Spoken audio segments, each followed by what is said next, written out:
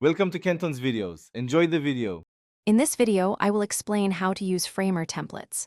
Framer templates are a fantastic way to kickstart your design projects, offering a robust foundation with pre-built layouts and interactive elements. They save you significant time and effort, allowing you to focus on refining your unique vision. You can easily adapt these templates to perfectly match your brand's aesthetic and content requirements, making the design process smooth and efficient.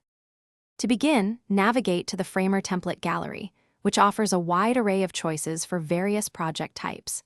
You can efficiently browse through hundreds of templates, filtering them by categories such as portfolios, landing pages, or e-commerce sites. Take your time to preview several options, examining their design aesthetics and interactive capabilities to ensure they align with your project's goals. This step is crucial for selecting the best starting point. Once you've selected a template, the real fun begins with customization. You can easily change text, swap out images, and update color palettes to reflect your brand's identity. Framer's intuitive interface allows you to adjust layouts, add new sections, or even remove existing ones with just a few clicks.